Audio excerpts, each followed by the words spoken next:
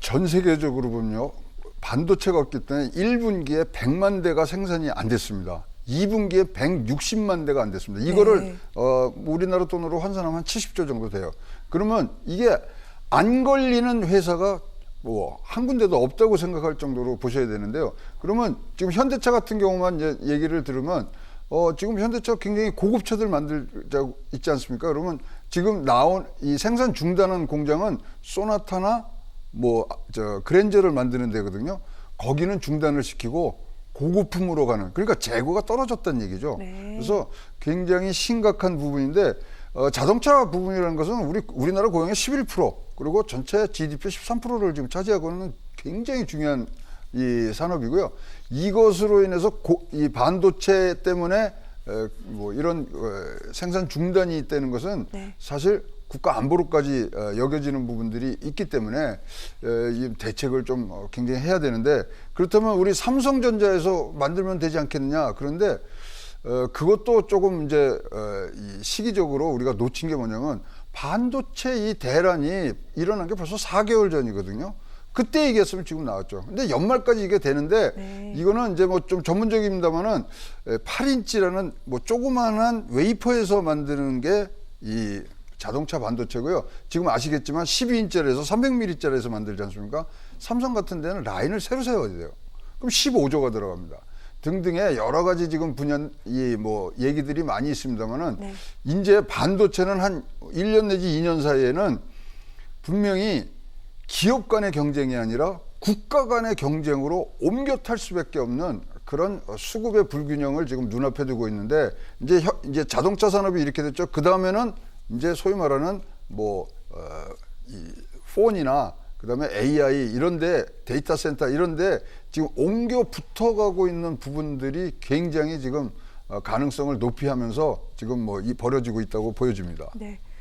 지금 반도체라는 게 단순히 하나의 전자부품이 아니라 우리가 소유하고 또 쓰고 있는 여러 가지 가전제품 등등에 들어가지 않는 것이 없습니다. 지금 현재 생산되고 있는 자동차 한 대에는 한 200에서 300개 정도 반도체가 들어가는데, 새롭게 개발되는 전기차 같은 경우에는 2,000개, 3,000개의 반도체가 들어간다고 합니다. 그러니까 자동차 업계 또 각 국가마다 이 정도이니 정말 사활을 걸고 나서고 있는 중인데, 방금 지적하셨습니다. 우리나라의 좀 대응이 늦은 것 같다라고 얘기를 하셨는데, 정부와 국내 반도체 업계도 어제 만나서 지금 대응 방안을 논의를 했는데, 어떤 안건들이 논의되고 어떤 대책이 오고 갔는지 평론가님 궁금합니다. 일단은 반도체 업계의 희망사항은 몇 가지로 이제 축약을 할 수가 있겠죠. 가장 중요한 게 이제 연구 개발이라든지 시설 투자를 갖다가 더 할 테니까. 네. 그러면 이제 세액 공제를 좀 늘려달라. 그다음에 반도체 공장의 이제 인프라가 이제 중요하지 않습니까? 가령 이제 환경 오염 문제 같은 것도 사실 반도체 공장에 들어서 있는 편이거든요. 이런 쪽에 이제 규제 완화를 좀 해달라는 거 하나. 그다음에 이제 인재들 갖다가 적게 좀 공급을 해달라고 하는 건데, 사실 우리나라는 반도체의 어떤 상황, 이런 상황까지는 예측을 못했겠죠. 사실 이제 코로나가 작년에 이제 기승을 부리면서 재택근무들이 늘어나고 비대면 산업들이 엄청나게 발전을 했어요. 가령 온라인 산업이라든지.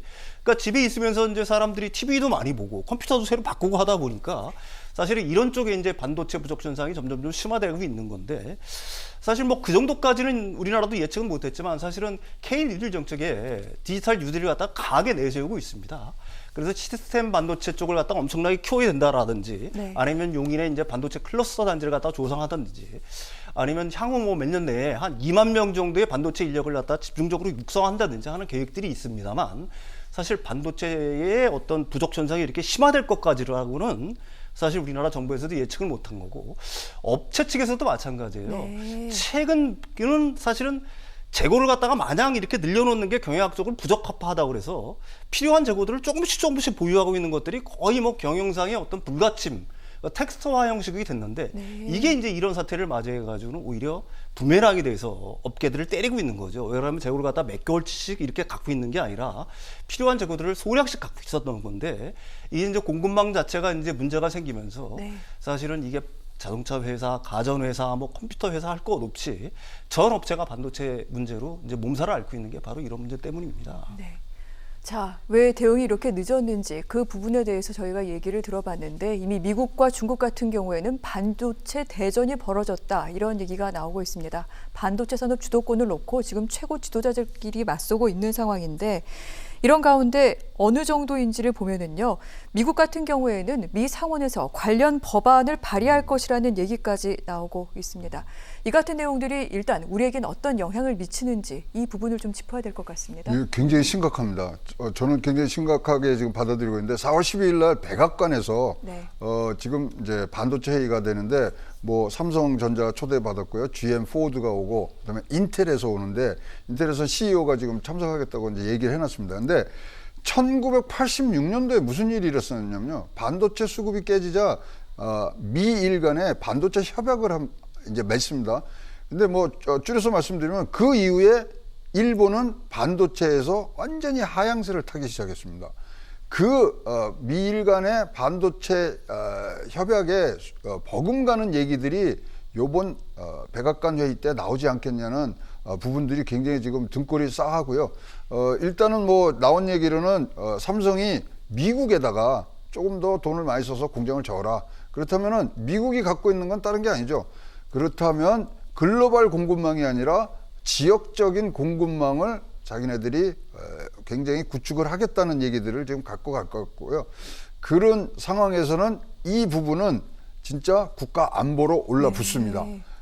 지금 요번에 백악관에서 이 반도체 회의하는데 초청자가요. 재미난 게 백악관 경제자문위원이 한 게 아니라 백악관에 있는 국가안보보좌관인 제이크 설리반이 초청장을 내고 있거든요. 그러니까 지금 반도체는 이런 기업 간의 경쟁이 아니라 네. 지금은 국가 간의 안보라는 이름을 갖고서 지금 벌리고 있는 진짜 대란 중에 대란이 지금 준비가 되고 있다고 보여야 되고요.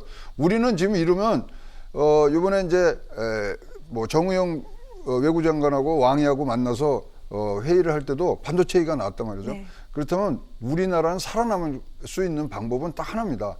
기술적인 격차로 가서 찾아오게 만들 수밖에 없는 그러한 해안을 갖고 있어야지 여기도 줘야 되고 저기도 줘야 되고 이러하다면은 네. 굉장히 말씀드린 대로 일본이 겪었던 그러한 모습들을 우리가 재현할 수 있어서 지금 무조건 뭐 딴 하나 이렇게 나가야 됩니다. 초격차를 어떻게 지키느냐를 국가에서 분명히 도와줘야 되는 부분들이 생겼다고 보입니다. 알겠습니다.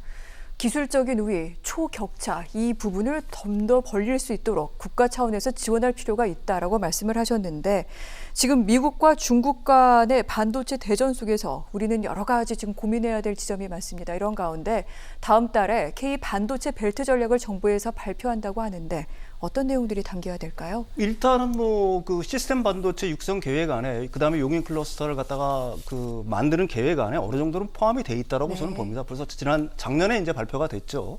사실 뭐 영국이라든지 산업체뿐만이 아니라 반도체 공장뿐만이 아니라 거기는 자동차 회사라든지 인공지능이라든지 아니면 시스템 반도체를 갖다가 설계하는 중소기업들부터 시작을 해서 그다음에 그거에 대한 지원 기관들이 이제 속속해서 들어갈 거고요.